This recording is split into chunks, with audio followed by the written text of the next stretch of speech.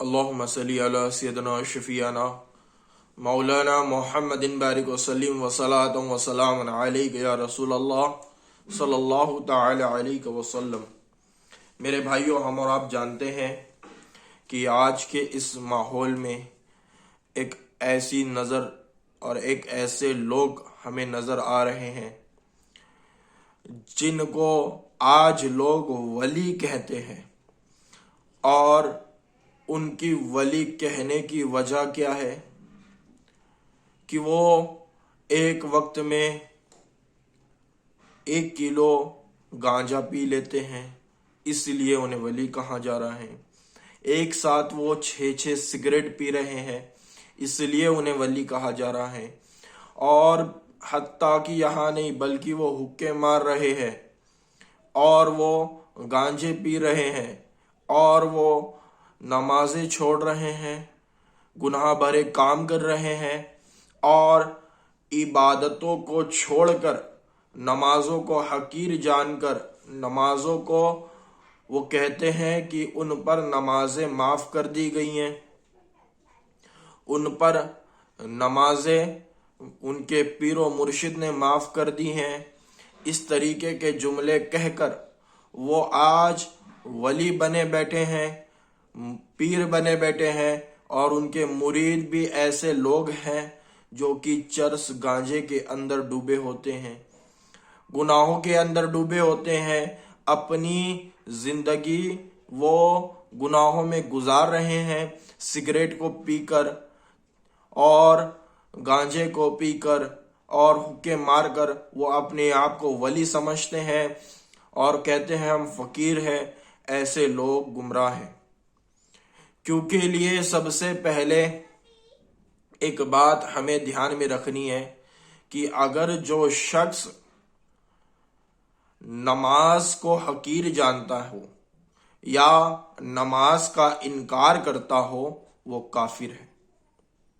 جی ہاں، وہ کافر ہے، اور ایسا شخص ولی ہو ہی نہیں سکتا جو نماز نہیں پڑھتا۔ نماز کے بغیر کوئی ولی بن ہی نہیں سکتا، کیونکہ لیے نماز جو ہے فرض ہے، اور صرف فرض نہیں، فرض عین ہے۔ اسی لیے نماز پڑھنا ہر عاقل و بالغ پر فرض ہے۔ ان گناہ بھرے کام کرنے کے بعد بھی آج انہیں لوگ ولی کہہ رہے ہیں۔ یہ قوالیاں کر رہے ہیں، گا رہے ہیں، ناچ رہے ہیں، عورتیں ان کے پاس آ رہی ہیں، ہاتھ چوم رہی ہے۔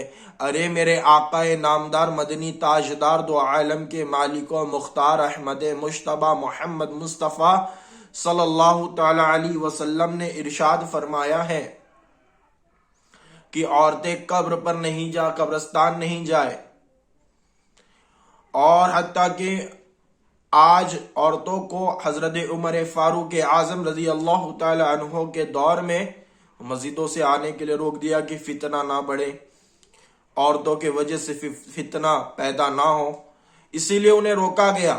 اور آج عورتیں درگاہوں پر، آج عورتیں مزاروں پر، آج عورتیں ان جنگلی پیروں کے بارگاہ میں جا کر، یعنی کہ ان جنگلی پیر جو بنے بیٹھے ہیں، ان کے سامنے جا کر ان کے ہاتھ چومتی ہیں، ان کے ہاتھ کو بوسہ لیتی ہے، اپنے ہاتھ ان گناہ بھرے لوگوں کے ہاتھ میں دیتی ہے، گناہ گار لوگوں کے ہاتھ میں دیتی ہے، اور سمجھتی ہے کہ وہ بہت اچھا کام کر رہی ہے، حالانکہ یہ بہت برا کام ہے۔ اگر کوئی اصلی پیر ہو تو آپ بریلی کے تاجدار کو جا کر دیکھیں، یہ عورتوں کو ہاتھ میں ہاتھ رکھ کے مرید نہیں بناتے تھے، بلکہ عورتوں کو یہ مرید بنانے کا ایک طریقہ انہوں نے بتایا ہے۔ اور ہمارے جتنے بھی اہل سنت والجماعت کے عالم دین ہیں، مفتیان کرام ہیں، اور ہمارے اس مسلک کے جو بڑے ذمہ دار ہیں، ہم جنہیں اپنے مسلک کا ایک بہت بڑا ذمہ دار سمجھتے ہیں، یہ تمام کے تمام جو لوگ ہیں، یہ اس طریقے سے عورتوں کو اپنے سامنے نہیں آنے دیتے۔ نہ ہی ان کو اپنے ہاتھ پر ہاتھ رکھ کے بیعت کراتے بلکہ اپنے دامن کی چادر سے انہیں بیعت کرواتے ہیں، اور سامنے نہیں بلاتے بلکہ پیچھے رکھ کر وہ بیعت کرواتے ہیں۔ تو میرے بھائیوں، اللہ اور اس کے رسول کے لیے ان گناہوں سے بچے اور ایسے لوگوں سے دور رہے، کیونکہ یہ آج اسلام کو بدنام کر رہے ہیں۔ آج یہ اسلام کو بدنام کر رہے ہیں، کیونکہ یہ ایسے پیر ہے جو کہ مسلمانوں کو دھوکے میں رکھ رہے ہیں، دھوکہ دے رہے ہیں۔ میرے بھائیوں، یہ دھوکہ دے رہے ہیں۔ اللہ اور اس کے رسول کے لیے ایسے جنگلی پیروں سے بچے، ان کی حرکتوں سے بچے اور ان کے فریب سے بچے۔ یہ آپ کو ولیوں کا نام لے کر آپ کو گناہوں کے اندر ڈھکیلنے کا کام کر رہے ہیں۔ نماز اگر معاف ہوتی تو سب سے پہلے میرے آقا نامدار پر معاف ہوتی، پر نہیں، نماز آقا کے آنکھوں کی ٹھنڈک ہے اور مومنوں پر فرض کیا گیا ہے۔ ارے میرے آقا صرف فرض کے علاوہ بھی رات رات بھر عبادت کیا کرتے تھے۔ غوث اعظم رضی اللہ تعالی عنہ رات رات بھر عبادت کیا کرتے تھے۔ خواجہ غریب نواز رضی اللہ تعالی عنہ رات رات بھر عبادت کیا کرتے تھے۔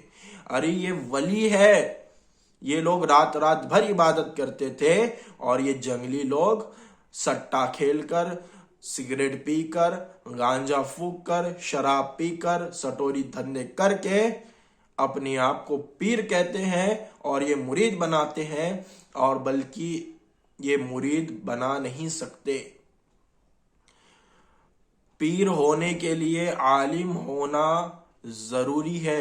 میرے اعلیٰ حضرت عظیم البرکت مجدین و دین و ملت نے یہ فرمایا ہے کہ اگر کسی کو پیر بننا ہے، پیر بنانا ہے، یا کسی کو خلافت دینی ہے، تو اس کے لیے اسے اتنا علم ہونا چاہیے کہ وہ کتاب کو پڑھ کر اپنی قبر و آخرت کو سنوار سکے، وہ دین کے مسائل کو حل کر سکے، تب جا کر وہ ولی ہوتا ہے۔ خدا کے لیے ایسے گمراہ پیروں سے بچے، ایسے گمراہ لوگوں سے بچے جو کہ آج سگریٹ پی کر ولی بنے بیٹھے ہیں، آج جوا کھیل کر ولی بنے بیٹھے ہیں، گناہوں کے کام کر کے یہ جو ولی بن رہے ہیں، ان لوگوں سے بچے، ان لوگوں سے بچے، اللہ اور اس کے رسول کے لیے ان لوگوں سے بچے، کیونکہ یہ آج دین کو برباد کر رہے ہیں۔ اور خدا کے لیے ان لوگوں سے بھی میرا یہی کہنا ہے کہ آپ لوگ حق کو سمجھے اور حق کی طرف آئے، یہ گناہ برے کام چھوڑ دے، یہ چلانا، یہ ناچنا، یہ الگ طریقے کے ماحول کو کریٹ کرنا، یہ سارا کا سارا سنیت نہیں ہے، یہ سنیت نہیں ہے۔ سنیت وہ ہے جو کہ احمد رضا خاں علیہ رحمت و رضوان نے بتایا، وہ طریقہ ہے جو خواجہ غریب نواز نے ہمیں دیا، یہ وہ طریقہ ہے جو غوث اعظم نے ہم تک پہنچایا، صحابہ نے ہمیں بتایا، رسول پاک صلی اللہ تعالی علیہ وسلم نے ہمیں سمجھایا، یہ وہ طریقہ ہے جس پر عمل کرنے کے لیے ہمیں کہا گیا۔ یہ ناچنا، ڈھول بجانا، تاشے بجانا، یہ اسلام میں نہیں ہے، بلکہ رسول پاک صلی اللہ تعالی علیہ وسلم نے اسے حرام قرار دیا۔ ڈھول تاشا بجانا یہ حرام ہے، حرام ہے، حرام ہے۔ خدا کے لیے اسے دین سے نہ جوڑے، اسے دین کے اندر نہ شامل کرے۔ اللہ اور اس کے رسول کے واسطے آپ لوگ سن لے، سمجھ لے کہ یہ جو کر رہے ہو یہ شیطانی حربہ ہے جس کے اندر آپ داخل ہو چکے ہو۔ اللہ اور اس کے رسول کے لیے ان طریقے سے، ان پیروں سے، ان باواؤں سے دور رہے جو آپ کو گمراہ کر رہے ہیں، آپ کو دھوکے میں رکھ رہے ہیں۔ اگر کسی کے اوپر سواری آتی تو سب سے پہلے ولیوں پر اور اس کے بعد جو ہے عالموں پر آتی، مگر یہ سب حق نہیں ہے، اس لیے ان پر نہیں آتی۔ اور اگر آنگ میں ولی آتے تو غوث اعظم سے ہمیں بتا دیجئے کہ آپ کے آنگ میں بھی کوئی آتا تھا؟ کیا غریب نواز کے آنگ میں کوئی آتا تھا؟ کیا تاج الاولیاء کے آنگ میں کوئی آتا تھا؟ کیا شیخ فرید گنج شکر کی بار آنکھ میں کوئی آتا تھا؟ جی نہیں. حتیٰ کہ کوئی صحابی کے آنکھ میں اس طریقے کا عمل ہم نے نہیں دیکھا، نہ کسی ولی کا عمل ایسا ہم نے نہیں دیکھا. یہ جو آج کے وقت میں جو آنکھ میں آ رہے ہیں، ناچ رہے ہیں ڈھول تاشے بجا کر، یہ گناہ ہے اور یہ سب کا سب شیطانی کام ہے. اللہ اور اس کے رسول کے لیے ان لوگوں سے دور رہیں، ان لوگوں سے دور رہے. اللہ اور اس کے رسول کے لیے ان لوگوں سے دور رہے.